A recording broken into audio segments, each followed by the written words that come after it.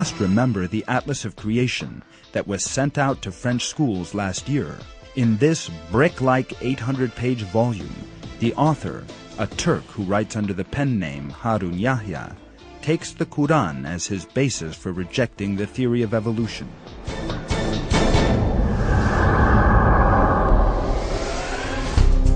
Great Britain.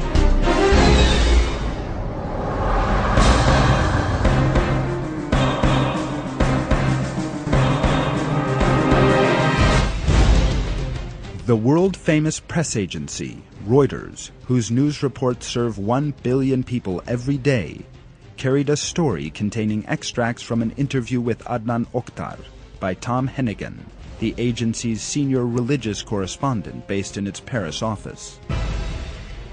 Titled, "Muslim Creationist Preaches Islam and Awaits Christ."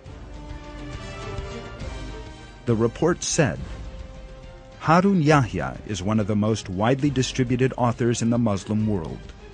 His glossy books and DVDs on religion and science sell in Islamic bookshops around the globe.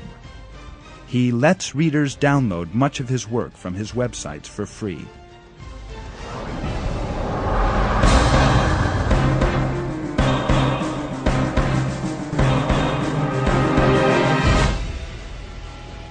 In its May-June 2008 issue, the magazine New Humanist, which has been published in London ever since 1885, carried an article about the rise of creationism in Europe. The story, by a Danish evolutionist professor, noted the impact Adnan Oktar's work was having in Europe. Before the book arrived, many had no idea there was a resurgent Muslim creationism in Europe. One thing is clear. Creationism has indeed come to Europe. Therefore, we have to take it seriously. What we have seen so far is just the beginning.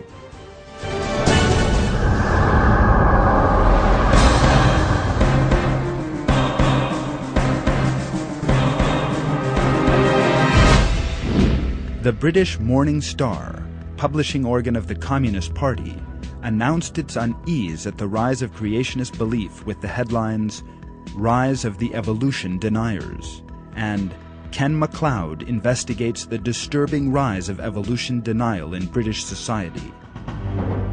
The collapse in Europe of Darwinism, the supposed scientific basis for communism, is alarming the proponents of communist ideology because there can be no communism where there is no Darwinism. With the realization of the false nature of Darwinism, communism has today lost the support it used to draw from Darwinism and is condemned to be remembered as a discredited ideology. This is what the article had to say about the rise in the belief in creation. 35 years ago, I mentioned creationism to one of my zoology tutors at Glasgow University.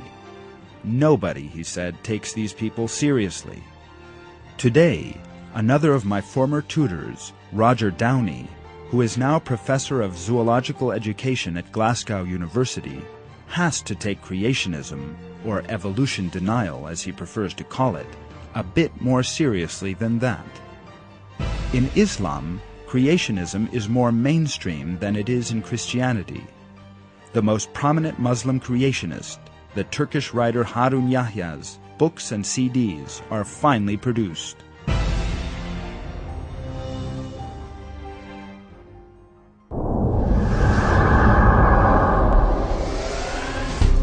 Germany.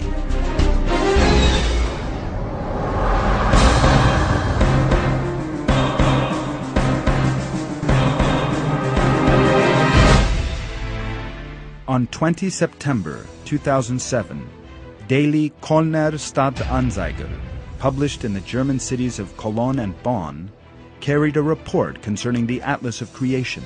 Under the heading, "The Truth About Harun Yahya," the report by Helmut Frankenberg said, Adnan Oktar is one of the proponents of anti-evolutionary creationism, who has the most destructive impact on evolution. The Atlas of Creation is Adnan Oktar's masterpiece. It is a rather costly book printed on glossy paper, consisting of stunning illustrations of fossils. The English-language edition of the magazine Science referred to the Atlas of Creation as the most gorgeous-looking attack on evolution seen in a long time. The marketing of the book has been perfectly planned, so much so that the book reached all the teachers in Cologne on the same day.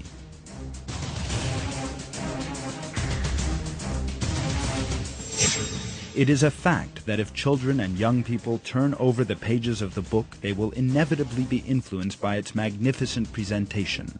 The wolf skulls, fish, insect, or hyena fossils in the atlas all send out the same message. They have remained unchanged for millions of years, and evolution never happened.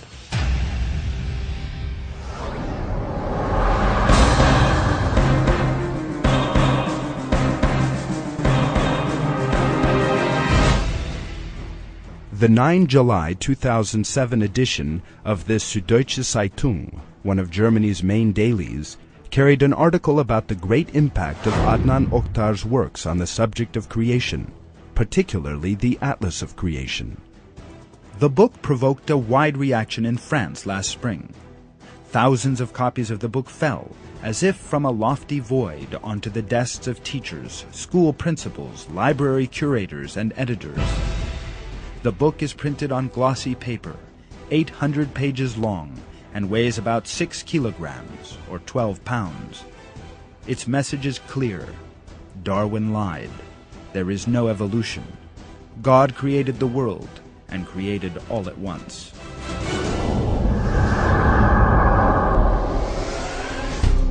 Russia.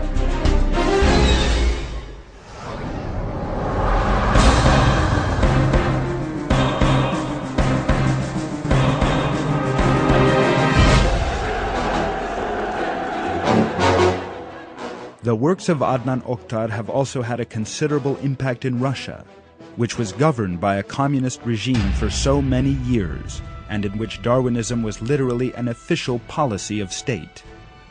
There has been a great decline in the number of believers in Darwinism. This state of affairs was discussed in a report in Russia's top-selling daily, Komsomolskaya Pravda, published in Moscow, with a circulation of 3.1 million. The cover story appeared under the headline, "Scientists Search for God."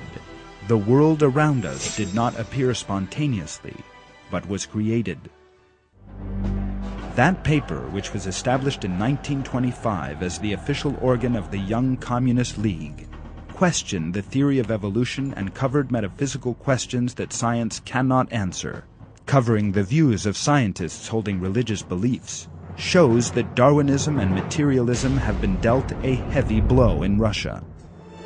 The way that tens of Harun Yahya's books and some 70 of his documentaries have been read and watched for years in Russia, and the way that the public keep up with his ideas by downloading thousands of his works from his Russian websites, has without a doubt had a major influence on the Russian public's current turning to God.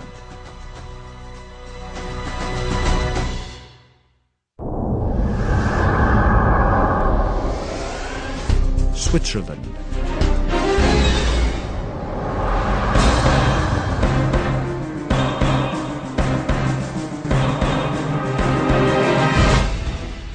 On 3 and 4 May 2007, Blick, one of Switzerland's largest newspapers, carried 2 reports examining the works of Harun Yahya. The reports emphasized how work on the fact of creation had risen to the top of the Swiss agenda. Whole Switzerland is now discussing the issue, heated and emotional.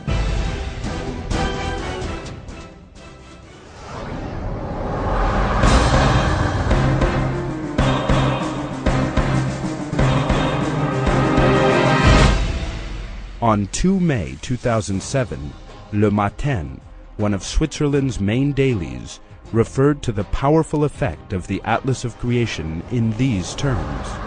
Creationism is taught in schools in America. In Europe, such propaganda is well on the way. An extraordinary atlas has invaded Switzerland.